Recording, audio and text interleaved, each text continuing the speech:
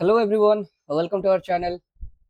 आमे जो series start करथिले भारतीय संविधान रो विभिन्न धारा रहिछि एवं ता विषय रे डिस्कस करथिले। आज हम पढिबा नवम श्रेणी राजनीति विज्ञान रो जेटा रहउछि राष्ट्रनीति नियामक निर्देशावली। एटा हमर रहउछि धारा 36 रो 51 मध्ये रे। तो ता विषय आज डिस्कस करिया।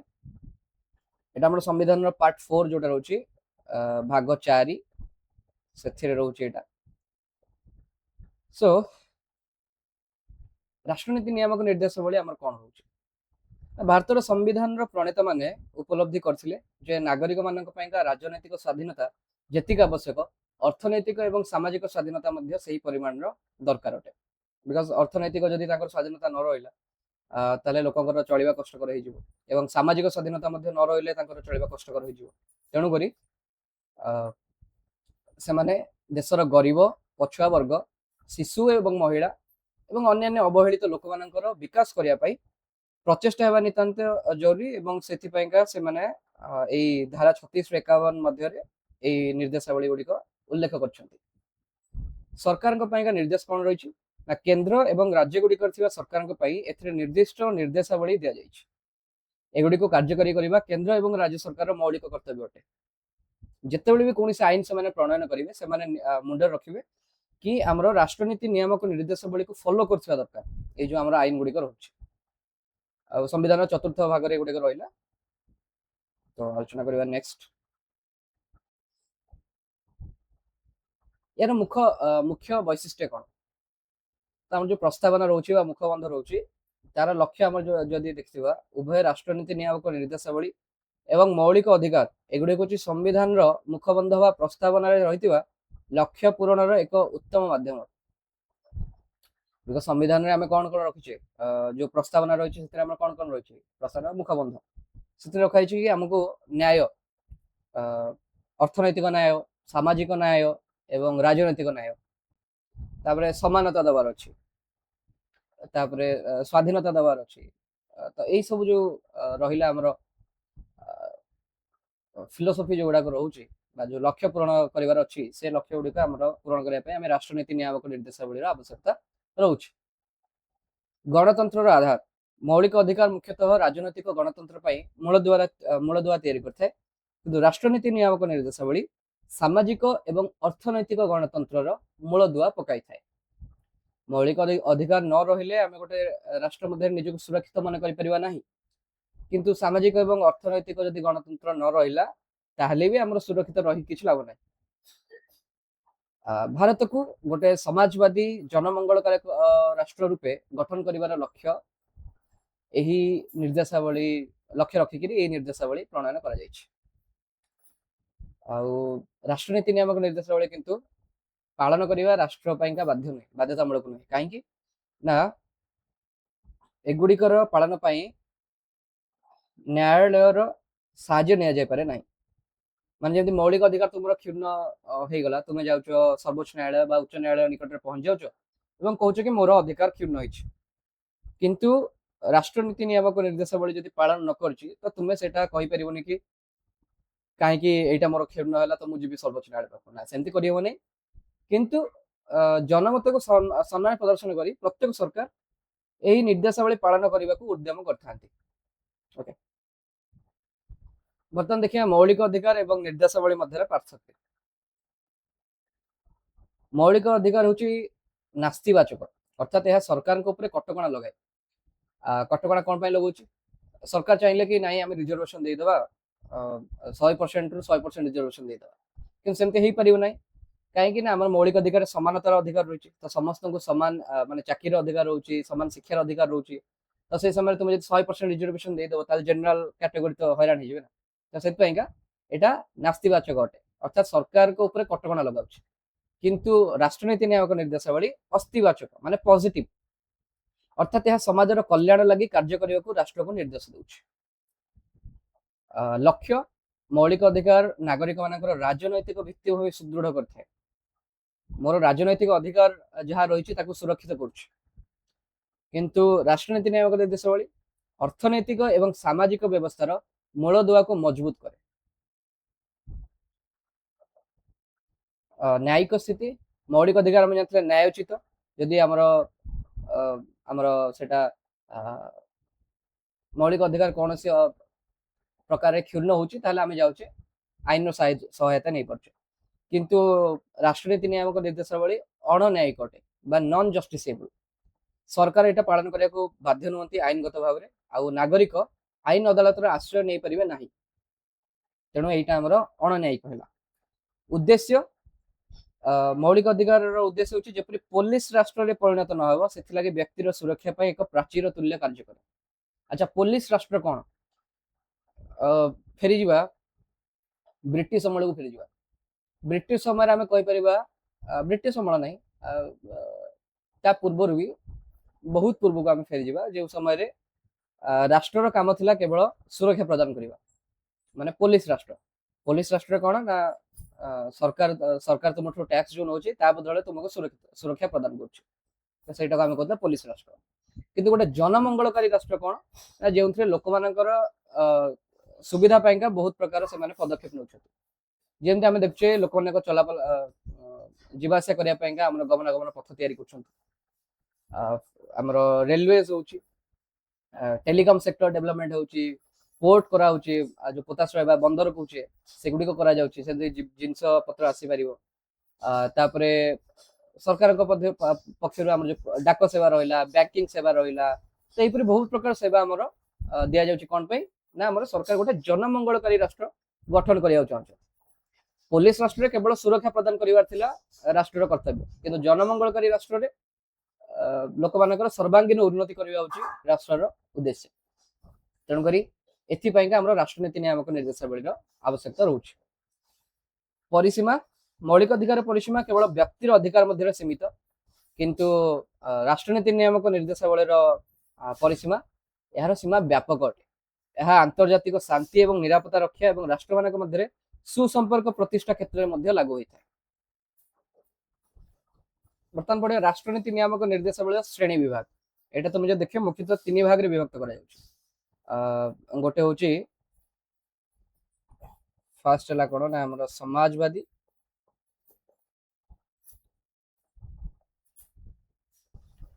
सेकंड हला गांधीवादी, थर्ड हला उदारवादी। 3 भाग रे आमे विभक्त करछु। संविधान कौन प्रकार पृथककरण करूनी, आमे निजे अनुभव करछि कि हाँ एटा गांधीवादी चिंताधारा अनुप्राणित होइछि, एटा उदारवादी चिंताधारा अनुप्राणित होइछि, से अनुसार आमे भाग भाग करछु। सो जो समाजवादी निर्देशावली रहउछि, आम संविधान समाजवादी चिंताधारा द्वारा प्रभावित होइछि। एही चिंताधारा प्रतिफलित होई अछि आदरे धारा 38 रे, आम धारा 36 रे 51 आमे जानछे, तो ता जो जोगुडा समाजवादी निर्देशावली ताकू मु आगुआ एठी लिखि दउछु। तापरे गांधीवादी देखिया, तापरे उदारवादी देखिया। तो धारा 38 लिखा है जनसाधारण हित राष्ट्र एपरी एक सामाजिक व्यवस्था सृष्टि करिवो जेउठी जातीय जीवन प्रत्येक क्षेत्र में सामाजिक, अर्थनैतिक एवं राजनैतिक न्याय प्रतिफलित हेबो। तेणु एमती एक सामाजिक व्यवस्था हमको सृष्टि करिया पड़िवो जोंठी सामाजिक, अर्थनैतिक एवं राजनैतिक न्याय प्रतिफलित हेबो। एग्जैक्ट लाइन तुमे पाइथिले कोठी? संविधान मुखबंध बा प्रस्तावना रे। मुखबंध बा प्रस्तावना रे तुम्हें देखते कौन कि आमे सुनिश्चित करुछु कि लोक माने न्याय पाइबे केउं प्रकार राजनैतिक, सामाजिक, अर्थनैतिक। ठीक एक्जाक्ट लाइन आसीगला 38 नंबर धारा 38 नंबर। तेणु करी तुम्हें कहि परिबो कि संविधान रो जो हमर होची प्रस्तावना थिबा न्याय विषय रे क्वेश्चन आस परिबो। न्याय विषय रे केउं धारा रे हमर पर्टिकुलरली वर्णना करै छि, जेटा कि धारा 38 से वर्णना करै छि। धारा 39 से कहला समस्त नारी एवं पुरुष नागरिक मानक समान भाव में जीविका अर्जन पाइका उपयुक्त पंथा जोगाई दिया जाए। राष्ट्र सफल हो पार ना कार्य वर्तमान समय भारत पाइका कहला समस्त नारी एवं पुरुष को समान भाव में जीविका अर्जन पाई उपयुक्त पंथा जोगाई दिया जाए, जोटा कि आम समांतर अधिकार पढ़ुले। जातीय संपत्ति को न्यायोचित भाव में बंटन करा जाऊ नहीं। देशर संपद जेपरी अल्प केतेक व्यक्ति हाथ में केन्द्रीभूत हो न रहे से व्यवस्था करा जीवो। एटा अर्थनीति गोटे इंपोर्टेंट पॉइंट। जो तुम अर्थनीति पढ़ो मो लेक्चर आनिबार अच्छी, तो जो तुम देखो तादरे तो मुष्टिमेय लोक हाथ में କେନ୍ଦ୍ରୀଭୂତ ହେଇକି ରହୁଛି। ରାଜନୈତିକ କ୍ଷମତା ବି ତୁମେ କହିପାରିବ, ଅର୍ଥନୈତିକ କ୍ଷମତା ବି କହିପାରିବ। ମାନେ ଦେଶର ସମ୍ପଦ ଅଳ୍ପ କେତେକ ବ୍ୟକ୍ତିଙ୍କ ହାତରେ କେନ୍ଦ୍ରୀଭୂତ ହୋଇ ନ ରହେ। କିନ୍ତୁ ଆମର ଭାରତରେ ସେଟା ହଉନାହିଁ।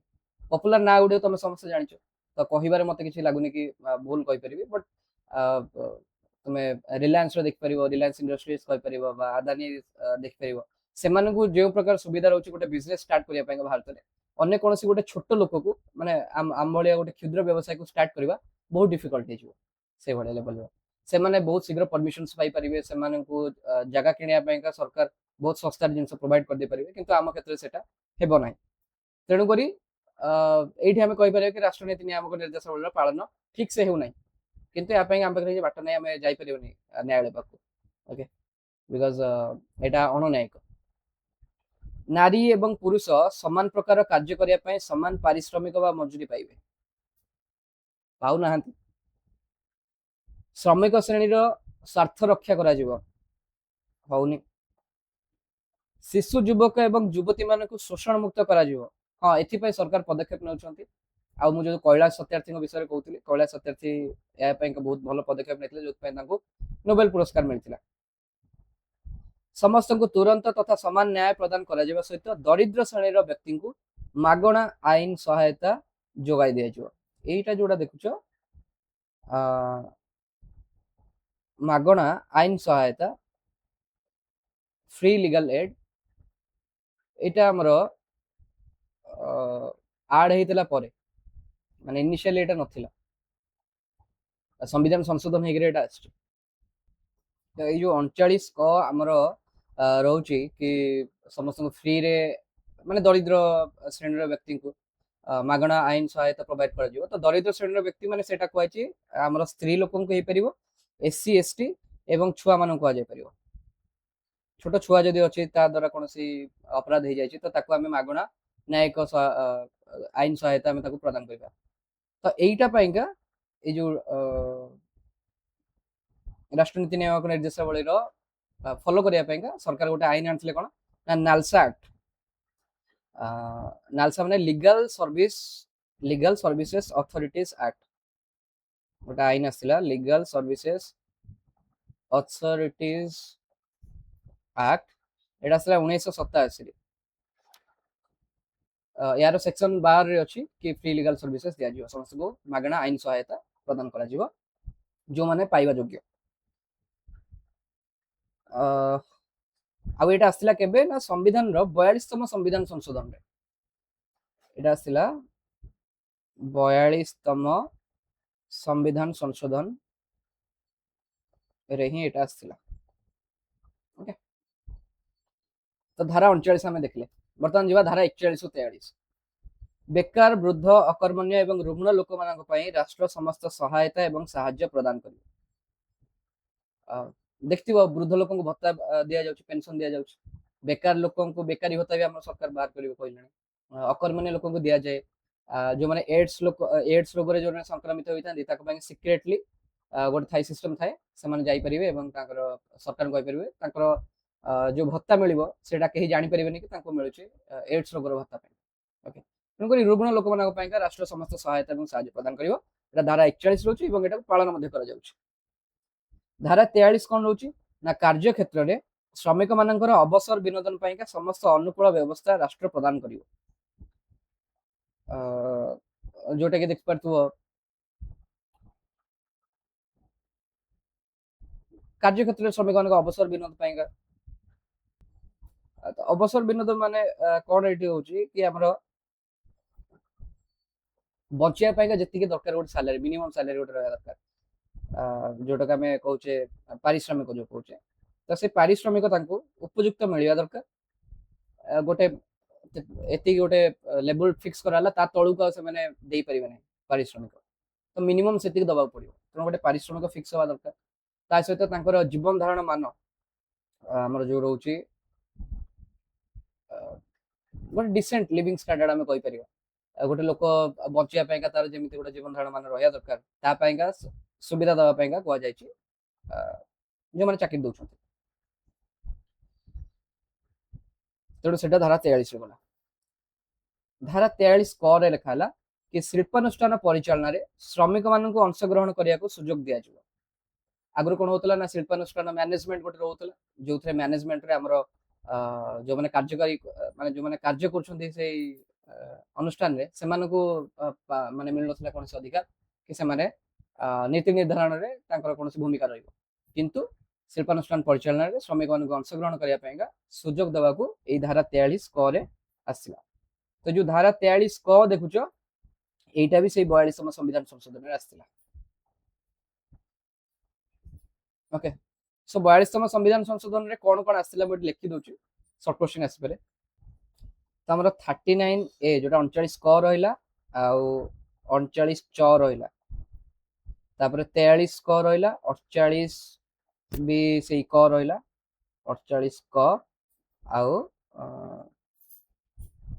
51 कटा तो याद हम देखिबार नै 51 टा पळुची हमर मौलिक कर्तव्य तेणु सेटा को एठी देखिबानी आम जो राष्ट्रनीति नियामक निर्देशावली आसला 42तम संविधान संशोधन आईन रे से गुडी होची 39 क 39 च 43 क आउ 48 क एई चारटा धारा हमर आसला जॉइन हेतला एक्स्ट्रा।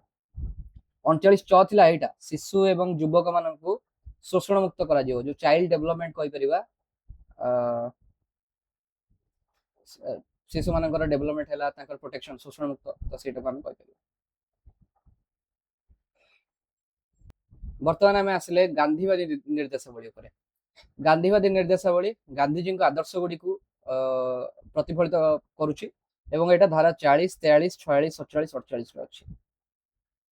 कौन कौन अच्छी धारा 40 अच्छी स्वायत्त शासन प्रतिष्ठा करवा ग्राम पंचायत प्रतिष्ठा करा जिवो। तो ग्राम पंचायत आम जाने आम 73 और 74तम संविधान संशोधन आईन जो आसला 1992 से ग्राम पंचायत एवं नगर पंचायत आम जो सहर जोड़ा रोचे म्युनिसिपालिटी हैला से सब आमर पंचायत रो जो जिला परिषद रहा ये सब आमर गठन कर। तो स्वायत्त शासन धारा 40 जोटा रोचे गांधीवादी नीति भितर जाउछि। गांधी सब कही आसले कि स्वायत्त शासन समस्त अधिकार अच्छी भारतीय मान तेणु से प्रदान करने सरकार चेष्टित होगा दरकार आ 1992 मसीह माने फॉर्मली आम संविधान आड कराइला। देन धारा 43 जोटा कि कुटीर शिल्पर प्रतिष्ठा एवं प्रसार करा जाउछि वर्तमान समय 46 अनुन्नत वर्गर लोक मान शिक्षा एवं आर्थिक अवस्था रे उन्नति अना जीवो चेष्टा सरकार करुछथि हेई परने पूरा आमे कहि परने कि संपूर्ण भाव रे एटा सफल होइछि बट करा जाउछि बहुत परिमाण सरकार चेष्टा करुछथि किंतु सेतरे समस्त योगदान आवश्यकता रहिछि। जो पेरेंट्स माने रहउछथि अभिभावक माने से माने निहाती चेष्टित हवा दरकार कि ताको छुआ को पढ़िया पाए छाड़िया दरकार आउ से आर्थिक अवस्था रे उन्नति पाइका भी सरकार चेष्टित हवा दरकार। धारा 47 औषध व्यतीत अन्य क्षेत्र में निशा एवं मादक द्रव्यर व्यवहार निषिद्ध करा जिवो जमा होनी एटा। तमिलनाडु रे रिसेंटली कोन ना बहुत गुडे बंद कले जोडा को शिक्षानुष्ठान पाखे थिबा मंदिर पाखे थिबा मादक द्रव्य जोटी सेल करा जाय सेही दुकान गुडी को बंद कले किंतु निशा एवं मादक द्रव्यर व्यवहार संपूर्ण निषिद्ध करा जाय नाही कहीं ना यादू सरकार को कर बहुत परिमाण मिलूँ अबकारी कर एवं से सरकार से पैसा को लेकिन पुणी खर्च कर लोक मान तेणुक सरकार यहाँ बंद करना मैक्सिमम टैक्स याद मिल जाऊँ। राष्ट्र रे गो हत्या निवारण कर भारत कहूँ कि आम गो हत्या निवारण बहुत चेष्टा कर भारत वर्ल्ड रे आम बीफ प्रोडक्शन जो होची माने गोमांस तैयारी करबा एवं बाहर को बिक्री करबा सेथरे भारत बहुत भल स्थान रे अछि ग्लोबली तेणु राष्ट्र गो हत्या निवारण एटा हवा डिफिकल्ट बिकज तुम जब देखिबो लॉजिकली भी देखिबो एटा पॉसिबल नुह बिकज गो हत्या जदि निवारण करा जिवो ताले 10 वर्ष भीतर माने 2 वर्ष 3 वर्ष भीतर आमे मनीष माने चलिया कष्ट कर हिजो जति कि गाई गोरु भारत भीतर अछि तेणु डिफिकल्ट एटा। धारा 45 जोटा परिवर्तित होइछि आगु 6 वर्ष रु 14 वर्ष बयस रे थिबा प्रत्येक बालक एवं बालिका को मागणा बाध्यतामूलक शिक्षा प्रदान करा जिवो एटा कोन हला 46तम संविधान संशोधन जतरा आसिला सेतरे एटा गोटे मौलिक अधिकार भाव रे निया गला 21 आउ ए जो धारा 45 थिला सेटा को 0 रु 6 वर्ष शिशुंकर जत्न पई परिवर्तन कर जाइछि माने 6 वर्ष पर्यंत जो छुआ माने अछन्ती तांकर उपयुक्त जत्न तांकर खाद्य पोषण ए सब सरकार देखिया पाए तुम देख परतो छतुआ मिलुछि छोट छोट छुआ जन्म हेले तांकर डेभलपमेंट ପାଇଁ सरकार छतुआ दउछंती तांकर मागଣା टीकाकरण दिया जाउची तापरे तांकर जहाँ मेडिसिन्स रहउची कि माँ मानकु दिया जाउची जहाँ खाद्य से समय रे कि तांको छुआ केमती ठीक से बढ़ी परिबो तो एई सरकार एई पाइका कार्य करछंती। तो धारा 45 हमर सरला। वर्तमान में आसले उदारवादी निर्देशावली। उदारवादी निर्देशावली कौन ना संविधान 44, 45, 49, 50 और 51 धारा उदारवादी निर्देशावली उदाहरण दि जाइए। धारा 44 भारत में सर्वत्र समान प्रकार देवानी अदालत आईन प्रचलित है। Uniform civil code, uniform civil code Uttarakhand रे लागू कराई यूनिफॉर्म सिविल कोड किंतु समग्र भारत में एपर्यंत हो पार ना माने समान लॉ रहिबो। तुम जो देख कि हिंदू लोकंकर मैरेज पाइंगा गोटे लॉ रहउची, मुसलमान कर मैरेज पाइ गोटे लॉ रहउची, से सोडा किछि रहइबोनी, गोटे ही लॉ रहइबो, मैरेज पाइंगा गोटे ही लॉ रहइबो। तो सेही वाला जिंस हम कहि पारे यूनिफॉर्म सिविल कोड भितर जीवो किंतु एपर्यंत सेटा हेई नाही, केवल उत्तराखंड रे करा जायछि, भारत सब जगह रे हेई नाही। धारा 48 आधुनिक वैज्ञानिक प्रणाली रे कृषि एवं पशुपालन क्षेत्र रे उन्नति करा जीवो करा जाउछि। धारा 48 क जोटा कहली संविधान 42तम संविधान संशोधन आईन रे अणाइतला। धारा 48 क जंगल वन्यजंतु एवं परिवेश रो सुरक्षा एवं संरक्षण रो उपयुक्त व्यवस्था करा जाउछि। भारत में देखिवा जो कुंभीर संख्या बहुत कमी जाइथिला एवं बाघर संख्या कमी जाइथिला, सिंहर संख्या कमी जाइथिला किंतु सुरक्षा ए जो वन्यजंतु एवं परिवेश सुरक्षा पाइंका सरकार बहुत प्रकार आईन आनले एवं जहाँ फल आम देखुचे हमर बाघ संख्या वर्तमान ठीक ठाक अच्छी।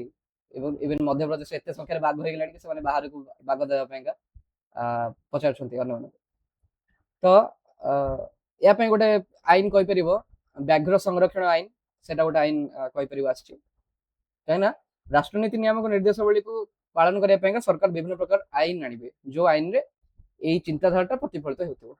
तो व्याघ्र संरक्षण आईन तुम कहीपर धारा 48 क को इम्प्लीमेंट करने। धारा 49 देशर कला स्थापत्य और ऐतिहासिक गुरुत्व थिबा स्थान गुड़िक संरक्षण व्यवस्था करा जिवो होउछि भी। आर्कियोलॉजिकल सर्वे ऑफ इंडिया हमर अछि ASI archaeological survey of India जे कि जो हमर पुरातन माने हमर प्रत्नतत्व वाला प्रत्नतत्व स्थान गुड़िक रहउछि देशर कला एवं स्थापत्य को बजाय रखिबा एवं ऐतिहासिक गुरुत्वपूर्ण स्थान गुड़िक ASI तार संरक्षण व्यवस्था करुछि। धारा 50 राष्ट्र न्यायपालिका विभाग को कार्यपालिका विभाग ठार पृथक रखिबो। एटा गोटे बहुत इंपोर्टेंट पॉइंट कहीं ना न्यायपालिका केबे कार्यपालिका सहित मिसिक रहिले हमर देश रे प्रॉब्लम स्टार्ट हो। जदि न्यायपालिका कार्यपालिका मिसिक रहि जिवे ताले देशर सबतक जंगल को बिकी देबे, अदानी अंबानी को बिकी देथिबे आ तुमर मौलिक अधिकार भी किछि काम रे आसीबन से समय। तो से न्यायपालिका को अलग रखाई कार्यपालिका ठार जहाँ द्वारा न्यायपालिका टोटली डिफरेंट रोचे तार लोक मान निजुक्ति न्यायपालिका निजे कर सरकार सब समदूरता से मेंटेन कर। धारा 51 रहा आंतर्जातिक शांति देश देश मध्य न्यायोचित एवं सम्मानजनक संपर्क स्थापन करा जिवो। आंतर्जातिक आईन संपादित चुक्ति एवं संधिपत्र को राष्ट्र सम्मान प्रदर्शन करिवो। आंतर्जातिक क्षेत्र में शांति एवं निरापत्ता प्रतिष्ठा निमंते राष्ट्र उचित पदक्षेप ग्रहण करिवो। राष्ट्र मध्यस्थता माध्यम आंतर्जातिक विवाद गुड़िकर समाधान करिवो। तो एगुड़िक आम रोचे आर्टिकल 51। तो इंटरनेशनल रिलेशन जोटा आंतर्जातिक इंटरनेशनल पीस रहा आंतर्जातिक शांति दिगरे आमर धारा 51 टा रही। तो राष्ट्र नीति नियामक निर्देशावली गुरुत्व आम देखीदेवा एवं चैप्टर टी सरजीव। आंबेडकर कहते कि यही निर्देशावली मूल्यबोध अधिक अर्थनैतिक गणतंत्र प्रतिष्ठा यह सहायक होता है। समाज गठन गणतांत्रिक समाजवाद माध्यम एक सुदृढ़ समाज गठन करने निर्देशावली सहायक होता है। यह निर्देशावली सुशासन सामर्थ्य मापिया एक निर्भरयोग्य मापकाठी अटे। सुशासन प्रतिष्ठा लगी यह निर्देशावली विशेष महत्व एवं गुरुत्व रही। जो सरकार यह निर्देशावली पालन कर आंतरिकता देखते ना से लोकप्रियता हर बसती। आउ राष्ट्रनीति नियामक निर्देशावली गुरुत्व धीरे धीरे वृद्धि पाउछि। सरकार संविधान में 25तम संशोधन आनी निर्देशावली आवश्यकता देश गठन क्षेत्र में अधिक थिबा दर्शाई। एपरिक केशवानंद भारती मामला रे भारत उच्चतम न्यायालय दर्शाई ଯେ ଶାସନ କ୍ଷେତ୍ରରେ ରାଷ୍ଟ୍ରନୀତି ନିୟାମକ ନିର୍ଦ୍ଦେଶାବଳୀର ଗୁରୁତ୍ୱପୂର୍ଣ୍ଣ ଭୂମିକା ରହିଛି। ଏବଂ ମିନର୍ଭା ମିଲ୍ସ କେସ୍ ଯୋଉ ରହିଥିଲା ସେଠି ବି ମୁଁ କହିଛି କି ଆମର ଯୋଉ ମୌଳିକ ଅଧିକାର ହେଲା ଏବଂ ରାଷ୍ଟ୍ରନୀତି ନିୟାମକ ନିର୍ଦ୍ଦେଶାବଳୀ ରହିଲା, ତ ୟା ଭିତରେ ଗୋଟେ ସମନ୍ୱୟ ରକ୍ଷା କରିବା ପାଇଁକା ସୁପ୍ରିମକୋର୍ଟ ନିର୍ଦ୍ଦେଶ ଦେଇଛନ୍ତି କାହାକୁ ନା ସରକାରଙ୍କୁ। ତ ଭାରତର ସଂସଦ ଏବଂ ଉଚ୍ଚତମ ନ୍ୟାୟାଳୟ କ୍ରମାଗତ ଭାବେ ରାଷ୍ଟ୍ରନୀତି ନିୟାମକ ନିର୍ଦ୍ଦେଶାବଳୀ ଅପରିହାର୍ଯ୍ୟ ବୋଲି ଦର୍ଶାଇଛନ୍ତି। ଆଚ୍ଛା, ୟାର ଉଦାହରଣ କାର୍ଯ୍ୟକର୍ତ୍ତାର ଉଦାହରଣ କଣ, ଯେମିତି କହୁଥିଲି 74 ସମ୍ବିଧାନ ସଂଶୋଧନ ଆଇନ ବଳରେ ପୌରପାଳିକା ଗଠନ କରାଯାଇଛି ଏବଂ କ୍ଷମତା ଅଧିକ ଦିଆଯାଇଛି। ଭୂ ସଂସ୍କାର ଜମିଦାରୀ ବ୍ୟବସ୍ଥା ଉଚ୍ଛେଦ କରାଯିବା ସହିତ ଭୂ ସଂସ୍କାର ମାଧ୍ୟମରେ ଲୋକମାନଙ୍କର ମଙ୍ଗଳ ପାଇଁ ଆବଶ୍ୟକ ପଦକ୍ଷେପ ନିଆଯାଇଛି। ପଞ୍ଚାୟତ ରାଜ ଗଠନ କରାଯାଇଛି 73 ଆଉ 74ତମ ସମ୍ବିଧାନ ସଂଶୋଧନ ମାଧ୍ୟମରେ। ସାମାଜିକ ନ୍ୟାୟ, ସମାଜର ଦୁର୍ବଳ ଶ୍ରେଣୀ ଗୁଡ଼ିକୁ ସ୍ୱତନ୍ତ୍ର ସୁରକ୍ଷା ଯୋଗାଇ ଦିଆଯାଉଛି। ଆଦିବାସୀ ଜାତି, ଜନଜାତି ଏବଂ ପଛୁଆ ବର୍ଗଙ୍କ ପାଇଁ ଶିକ୍ଷାନୁଷ୍ଠାନ ଗୁଡ଼ିକରେ ଏବଂ ନିଯୁକ୍ତି କ୍ଷେତ୍ରରେ ସ୍ଥାନ ସଂରକ୍ଷଣ ବ୍ୟବସ୍ଥା କରାଯାଇଛି। ଅର୍ଥନୈତିକ ନ୍ୟାୟ ମାନେ ଆମର ଯୋଉ ବ୍ୟାଙ୍କ ଗୁଡ଼ିକର ଜାତୀୟକରଣ କରାଯାଇଥିଲା ଇନ୍ଦିରା ଗାନ୍ଧୀଙ୍କ ସମୟରେ, ସେଟା ଗରିବ ଶ୍ରେଣୀର ଲୋକମାନଙ୍କର ଅର୍ଥନୈତିକ ବିକାଶ ପ୍ରତି ଦୃଷ୍ଟି ଦିଆଯାଇଛି କହିପାରିବା। ପ୍ରଧାନମନ୍ତ୍ରୀ ଜନଧନ ଯୋଜନା କହିପାରିବା, ବା ଲୋକମାନଙ୍କୁ ଯୋଉ ଇନ୍ସୁରାନ୍ସ ଦିଆଯାଉଛି, ପ୍ରଧାନମନ୍ତ୍ରୀ ସ୍ୱାସ୍ଥ୍ୟ ବୀମା ଯୋଜନା, ପ୍ରଧାନମନ୍ତ୍ରୀ ଜୀବନ ଜ୍ୟୋତି ବୀମା ଯୋଜନା, ଏଇ ସବୁ ଯୋଜନା ମାଧ୍ୟମରେ କଣ କରୁଛନ୍ତି, ସରକାର ଅର୍ଥନୈତିକ ନ୍ୟାୟ ସ୍ଥାପନ କରିବାର ବ୍ୟବସ୍ଥା କରୁଛନ୍ତି। ତ ସରକାର ବିଭିନ୍ନ ପ୍ରକାର ଆଇନ ପ୍ରଣୟନ କରୁଛନ୍ତି ଏଇ ଆମର ରାଷ୍ଟ୍ରନୀତି ନିୟାମକ ନିର୍ଦ୍ଦେଶାବଳୀକୁ କାର୍ଯ୍ୟକାରୀ କରିବା ପାଇଁକା। ସମ୍ବିଧାନ ପ୍ରଣୟନ ସଭାରେ ଜଣେ ସଦସ୍ୟ ଏହି ନିର୍ଦ୍ଦେଶାବଳୀକୁ ନବବର୍ଷର ପ୍ରତିଜ୍ଞା ରୂପେ ବର୍ଣ୍ଣନା କରିଥିଲେ। ଆଉ ଆଇଭର ଜେନିଙ୍ଗସ ଜଣେ ଆଇନ ଦାର୍ଶନିକ ଆମେ କହିପାରିବା, ସେ ଏହାକୁ ମହନୀୟ ଆକାଂକ୍ଷା ବା ପିୟସ୍ ଆସ୍ପିରେସନ୍ସ ବୋଲି ଅଭିହିତ କରିଥିଲେ। ଇଂଲଣ୍ଡର ଆଇଭର ଜେନିଙ୍ଗସ ସେ ଏହାକୁ ମହନୀୟ ଆକାଂକ୍ଷା ବୋଲି ଅଭିହିତ କରିଥିଲେ। ଆଉ ଏହା ସହିତ ଏଇ ଚାପ୍ଟରଟି ସରିଯାଇଛି। ମୁଁ ଟ୍ରାଏ କରିଥିଲି ଯେତେ ମିନିମମ୍ ଟାଇମରେ ଏଟା କରିବା ପାଇଁକା, ବିକଜ ଲମ୍ବା ଭିଡ଼ିଓ ଆପଣମାନେ ଦେଖୁନାହାନ୍ତି, ତ 30 ମିନିଟ୍ ଭିତରେ ଭିଡ଼ିଓଟି ରଖିବାକୁ ଚେଷ୍ଟା କରିଛି। ଆଉ ଆଶା କରୁଛି ଭିଡ଼ିଓଟି ଭଲ ଲାଗିଥିବ। ଲାଇକ୍ କରିବେ, ସେୟାର କରିବେ, ସବସ୍କ୍ରାଇବ କରିବେ, କମେଣ୍ଟ କରନ୍ତୁ, ଜଣାନ୍ତୁ ଆଉ କ'ଣ କିଛି ଯଦି ମୁଁ ଛାଡ଼ି ଯାଇଥିବି ଦେନ୍ ଆମକୁ ଜଣେଇଲେ ଆମେ ସେଟା ଆଡ୍ କରିଦେବା। ଆଉ ନୋଟ୍ ଯଦି ଦରକାର ଅଛି ଆମକୁ ଜଣେଇଲେ ଆମେ ସେଟା ଟେଲିଗ୍ରାମ ଗ୍ରୁପରେ ଦେଇଦେବୁ। ଓକେ, ଏତିକିରେ ରଖୁଛି। ଧନ୍ୟବାଦ। ଜୟ ଭାରତ, ଜୟ ହିନ୍ଦ।